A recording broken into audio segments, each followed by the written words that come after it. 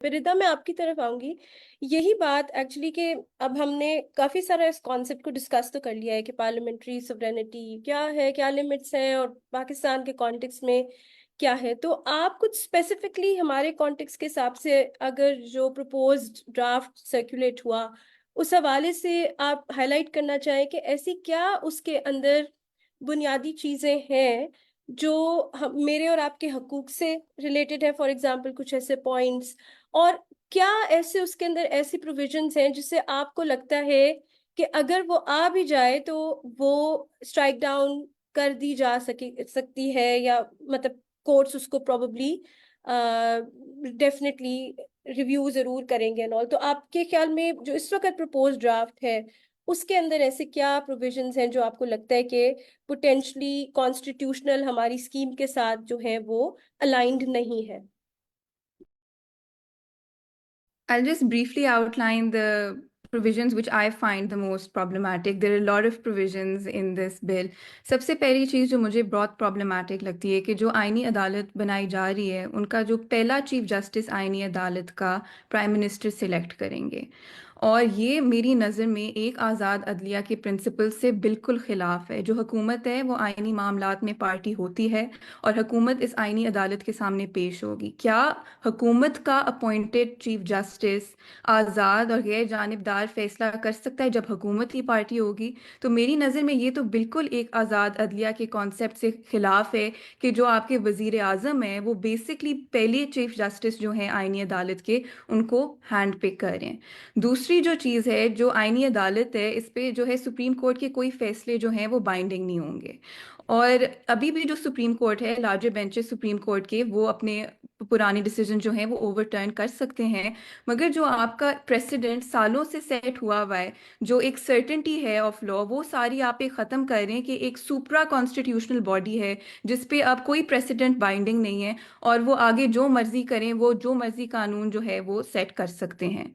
दूसरी जो चीज़ इसमें की है वो ये है कि जो सुप्रीम कोर्ट के चीफ जस्टिस हैं, जो हम देखते आ रहे हैं सीनियरिटी के बेसिस पे जो है अपॉइंट होते हैं, वो अब द थ्री मोस्ट सीनियर जजेस, एक नेशनल असेंबली की कमेटी जो है 8 रुकनी कमेटी, वो चूज करेगी कि कौन जो है सुप्रीम कोर्ट का जो चीफ जस्टिस बनेगा।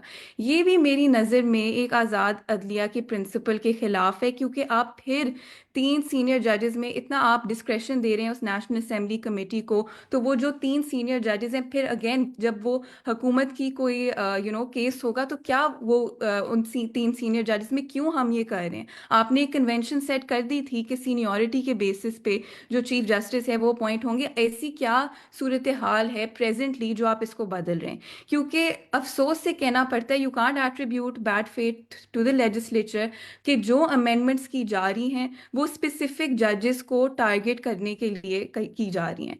और प्रैक्टिस एंड प्रोसीजर का भी कानून, to digress sorry, but again वो भी इसीलिए अमेंड किया गया है, लग इसीलिए रहा है कि आप एक जज को एक्सक्लूड करने की कोशिश कर रहे हैं। तो इसलिए हमारे पार्लियामेंटेरियंस बैठे हुए हैं, इसलिए हुकूमत बैठी है कि जो जजेस उन्हें पसंद नहीं हैं, जो जजेस उनके खिलाफ फैसले देते हैं, उनको उनको वो कानून साजी के जरिए, ऑर्डिनेंस के जरिए, आईनी तरमीम के जरिए उन्हें वो एक्सक्लूड करने की कोशिश करें। ये पब्लिक डोमेन में है कि जस्टिस मुनीब अख्तर ने कमेटी में कहा कि 63A का रिव्यू छुट्टियों में ना लगे, छुट्टियों की बाद लगे। जो मखसूस नशिस्तों का केस है उसके बारे में भी उन्होंने कहा कि जो तफसीली फैसला है वो तो आने दें, उसके बाद रिव्यू जो है हम लगा देंगे। तो उन्होंने आपके खिलाफ, और what you perceive to be आपके खिलाफ, कुछ जो हैं वो फैसले दिए, आपने उनको कमेटी से हटा दिया और चीफ जस्टिस ने फौरन उस ऑर्डिनेंस पे अमल कर दिया। तो जो इस वक्त ऑर्डिनेंसेस, कानून साजी की जा रही है, आईनी तरमीम की जा, वो सिर्फ एक मकसद से लग रहा है की जा रही है। हम कानून की भी बात करें, जो मखसूस नशिस्तों का फैसला था, हुकूमत की आज ये पोजीशन है कि अदालत उज़्मा का एक फैसला, जो एक फुल कोर्ट का फैसला है, वो बाइंडिंग नहीं है, क्योंकि पार्लियामेंट एक कानून ले आई है और उस कानून के जरिए वो जो फैसला है वो अनडू हो गया है। जो सुप्रीम कोर्ट का तफसीली फैसला अब आ गया है, उसमें उन्होंने आइन की तशरीह की है। تو کیا آپ سپریم کورٹ اگر آئین کی تشریح کرے آپ اس کو عام قانون سازی کے ذریعے انڈو کر سکتے ہیں؟ اور اس پہ بھی ہمارا سیٹلڈ پرنسپل ہے کہ آپ سپریم کورٹ جب آئین کی تشریح کرے اس کو آپ عام قانون سازی کے ذریعے انڈو نہیں کر سکتے، آپ کو پھر 2/3 اکثریت چاہیے، آپ آئینی ترمیم لائیں۔ تو جو اسپیسیفک پرپس لگ رہا ہے اس جو رجیم ہے ساری، وہ یہی ہے کہ جو ان کے خلاف کوئی فیصلہ آئے وہ اس کو وہ انڈو کر دیں۔ Coming back to the amendments, ایک یہ بھی انہوں نے پروویژن ڈال دی ہے کہ جو سپریم کورٹ ہے وہ نہ آئینی معاملات سنے گی، جو ریٹ سے اپیل آئے گی ہائی کورٹ سے وہ بھی جو سپریم کورٹ ہے وہ نہیں سنے گی۔ تو اب آپ کے جو یہ نیا ماڈل ہے جو آپ نے اس آئینی ترمیم میں بنایا، اس میں سپریم کورٹ کا رول کیا ہوگا؟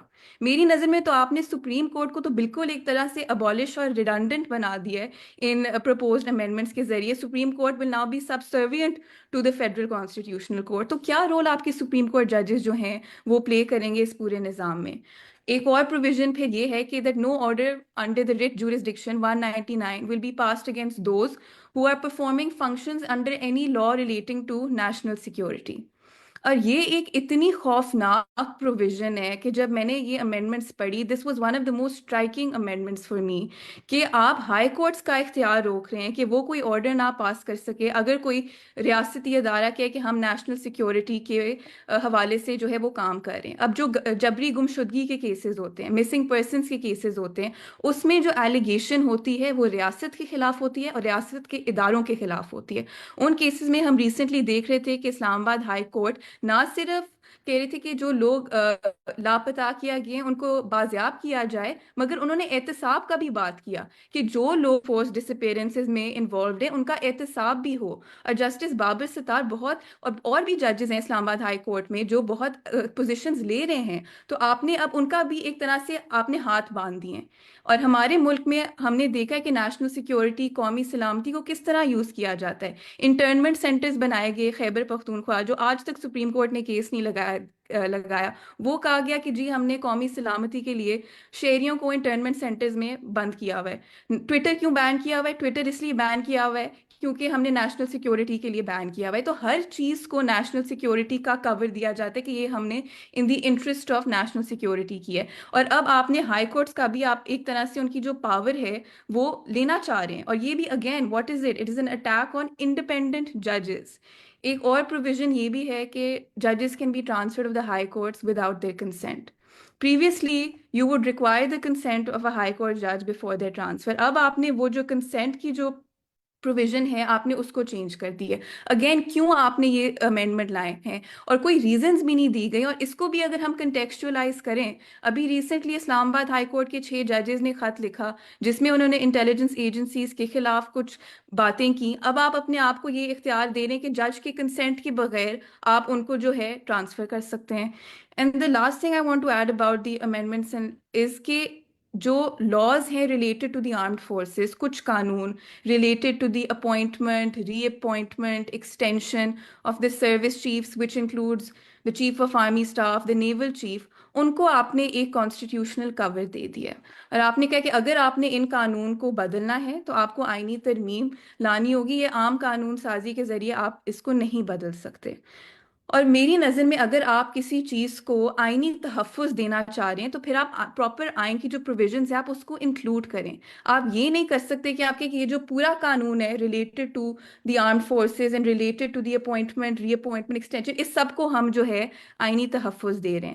جو اس سے ہو سکتا ہے پوٹینشلی وہ یہ ہوگا کہ جو آپ کی سویلین گورنمنٹ ہے، they will not be able to amend laws relating to the armed forces which have been identified unless they have a 2/3 majority۔ اور یہ بھی میری نظر میں ایک پرابلمٹک پروویژن ہے کہ آپ نے ایک عام قانون کو 1-2 لائنز لکھ کے آپ نے اس قانون کو جو ہے آئینی تحفظ دے دیا۔ میرا خیال ہے ردا اس میں ای سی پی کی جو ہے کمشنرز اور ان کے جو ممبرز ہیں اس کے حوالے سے بھی کچھ ایسی پروپوزلز موجود ہیں جس میں ان کے ٹینیور کی ایکسٹینشن کی بات ہے، اور یہ بھی کہ ان کو سمپل میجورٹی سے ایکسٹینڈ بھی کیا جا سکتا ہے، اور جب تک ان کی ریپلیسمنٹ نہ ملے तो they can continue to be in office. तो अगेन जो इंटेग्रिटी और लेजिटिमेसी की बात पहले हसन और मोइज ने की, वो इससे भी नजर आता है कि जहां एक तरफ जुडिशरी की इंडिपेंडेंस को कंस्ट्रिक्ट किया जा रहा है, वहीं पे ईसीपी और आर्म्ड फोर्सेस और दूसरे इदारों को एक तरह से कवर या एक्सपेंशन या स्कोप उनका बढ़ाया जा रहा है. तो ये this is also very striking comparison for me to see कि who is being subjugated and what is being enhanced, who is benefiting out of this. तो ये एक बहुत उसका वाजे पहलू है. Mira, मैं sorry if I can just add one thing here. Sure. I think it's important कि ये जो अमेंडमेंट्स है इनको हम कंटेक्चुअलाइज करें, क्योंकि हुकूमत अभी बहुत जल्दबाजी में है। और वो तो अभी भी हुकूमत के जो कुछ नुमाइंदे हैं वो कह रहे हैं हमारे पास नंबर्स पूरे हैं, हम अगले हफ्ते जो है इस आईनी तरमीम को टेबल करेंगे, और ये उनका अप्रोच है। उनके दिमाग में ये नहीं है कि वो आइन तब्दील करें, उनके दिमाग में है कि ये नंबर्स गेम है, हमें यहाँ से नंबर्स मिले, हमें वहाँ से नंबर्स मिले, हम लोगों को जो है वो अभी भी जो सुप्रीम कोर्ट का मखसूस नशिस्तों का फैसला है उस पर हम अमल नहीं करेंगे, और किसी तरह जो है हम इस आईनी तरमीम को जो है वो बुलडोज कर देंगे। अगर बिल्कुल. हम ईसीपी वाले को भी जो अमेंडमेंट है उसको कंटेक्चुअलाइज करें, ईसीपी इस वक्त किसके हक में फैसले दे रही है? हुकूमत के हक में फैसले दे रही है। तो और अभी हम सुप्रीम कोर्ट की जजमेंट भी पढ़ें तफसीली जो आई है मखसूस नशिस्तों वाले केस में, उसमें मेरी नज़र में तो वो जजमेंट इलेक्शन कमीशन के खिलाफ एक चार्जशीट है। उसमें उन्होंने कहा है कि इलेक्शन कमीशन का एक रोल है एक डेमोक्रेटिक डिस्पेंसेशन में, और 2024 के इलेक्शंस के लिए इलेक्शन कमीशन ने अपना रोल जो है वो नहीं अदा किया, जो उनका कॉन्स्टिट्यूशनल रोल है। तो ये इस कॉन्टेक्स्ट में जब हम अमेंडमेंट्स देखें तो जो इदारा उनके हक में फैसले कर रहा है उसको वो ज़्यादा मजबूत करें, जो उनको लग रहा है इदारा जो बेसिकली इस वक्त जुडिशरी है उनको वो कह रहे हैं इसको हम किस तरह अंडरमाइन करें, और जुडिशरी को है हम किस तरह अटैक करें। और ये एक इतनी अफसोसनाक सूरत हाल इसलिए भी है क्योंकि आपने सारे इदारों को एक दूसरे के आमने सामने खड़ा कर दिया है, कि अब बिल्कुल. एक इस तरह से कॉन्स्टिट्यूशनल क्लैश हो रहा है इदारों के बीच में। बिल्कुल, मैं ये भी कहना चाहूंगी कि इवन जो ये नया फेडरल कॉन्स्टिट्यूशनल कोड बना भी रहे हैं उसके अंदर भी वो कहते हैं सिर्फ डेक्लेरेटरी पावर होगी, और इवन कॉन्स्टिट्यूशनल अमेंडमेंट या कॉन्स्टिट्यूशन की कोई प्रोविजन भी जो है that can't be called into question. यानी कि उसको इंटरप्रेट आप कर सकते हैं लेकिन उसे strike down federal constitutional code भी नहीं कर सकता. इस हवाले से भी चीज़ें हैं. और एक जो जिस चीज़ पे मेरा ख्याल है ज़्यादा बात नहीं हुई वो मैं थोड़ा सा हाईलाइट करना चाहूँगी. जुडिशल कमीशन ऑफ पाकिस्तान की कॉम्पोजिशन को भी जिस तरीके से छेड़ा गया है उसमें हाई कोर्ट्स, सिर्फ सुप्रीम कोर्ट की हद तक ये इम्पैक्ट नहीं है इन कॉन्स्टिट्यूशनल प्रपोज्ड अमेंडमेंट्स का. हाई कोर्ट को सिरे से निकाल ही दिया है फ्रॉम जुडिशल अपॉइंटमेंट्स, जो कि पहले हाई कोर्ट्स के चीफ के पास एक काफ़ी रोल होता था कि वो नॉमिनेशंस देते थे कि किसको आगे जो है कंसिडर किया जाना चाहिए. अब की जो शक्ल है जुडिशल कमीशन ऑफ पाकिस्तान की, उसमें हाई कोर्ट्स में से रिप्रेजेंटेशन खत्म कर दी गई है बिल्कुल. सो वो भी एक तरह का I feel that's another way to cut to size the judiciary's role and involvement in judicial appointments, which is again raising a question mark on the independence of judiciary, because उसके अंदर भी वो जो parliamentary committee है उसे merge कर दिया गया into one JCP, and we can see that more people are from, I think, the government side जिसे कहा जाता है. So I think that itself is problematic.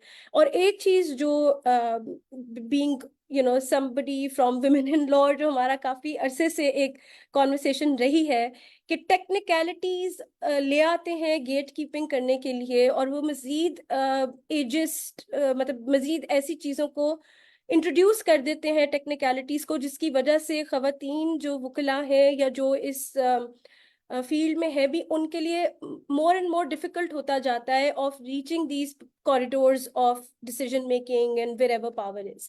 तो जेसीपी में से ना सिर्फ आपने हाई कोर्ट के जजेस का रोल खत्म किया, बल्कि आपने जो बार का पहले नुमाइंदा उसमें होना था उसके लिए ये शर्त भी रख दी कि उसकी कम से कम 20 साल की प्रैक्टिस होनी चाहिए और वो एडवोकेट सुप्रीम कोर्ट भी होना चाहिए.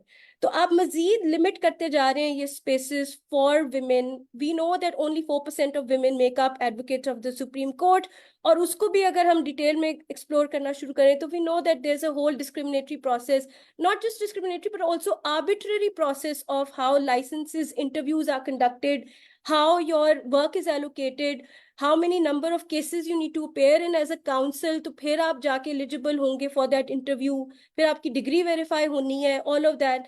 So I think by increasing as limits from 10 to 15, 15 to 20, मतलब कई जगह पे हमने देखा है कि उन्होंने एलिजिबिलिटी भी बढ़ा दी है मजीद, and that is obviously to the disadvantage of young lawyers and women in particular.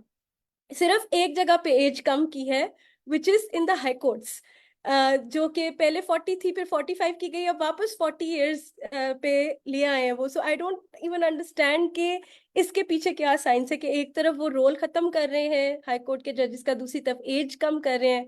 और जेसीपी में भी नुमाइंदगी खवातीन की पहले ही मुश्किल थी, कभी भी बार ने किसी खातून को पहले नहीं नॉमिनेट किया. और very few incidents, I think there just been 2 people जो प्रोविंशियल जेसीपीज का हिस्सा रही हैं, और अभी उनमें से एक शायद वो हैं जो पहले जज भी थी, माजदा रिजवी साहिबा. She is part of the current JCP जब वो सिंध हाई कोर्ट के लिए बैठती है. सो ये सारी वो उसके जेंडर एस्पेक्ट्स हैं. और जब 18वीं तरमीम हो रही थी और जुडिशल अपॉइंटमेंट्स का जब तरीका नया वाला आ रहा था, तो मैंने एक दफ़ा मुझे इत्तेफाक हुआ पार्लियामेंटेरियन से बात करने का. तो मैंने उनसे, रजा रबानी साहब से बल्कि, पूछा कि कितनी खवातीन को कंसल्ट किया गया था जब ये प्रोविजन के जजेस कैसे अपॉइंट होंगे, इसके ऊपर बात हो रही थी. तो ही thought for a minute or two, and then he just looked at me with a blank face at Lums, and he said none. So 0 women were consulted at the point when the 18th amendment was being passed. जैसे कि judicial appointments तो खवातीन का issue है ही नहीं, और हमें representation in forums में मतलब होनी ही नहीं चाहिए हमारी. और अब आपने जेसीपी में भी हमारी रिप्रेजेंटेशन मजीद मुश्किल कर दी है. सो आई फील दैट यही मसला इस दफा भी हो रहा है कि इतनी बड़ी अमेंडमेंट्स की जा रही है, और ना सिर्फ खवातीन बल्कि किसी को भी, even law minister himself did not this time had any clue कि ये क्या हो रहा है. जबकि 18वीं तरमीम तो फिर 2 साल डिबेट होती रही, सिविल सोसाइटी को भी मौका दिया गया उस पर बात करने का, and at least the process was slightly more participatory than what we see this time around.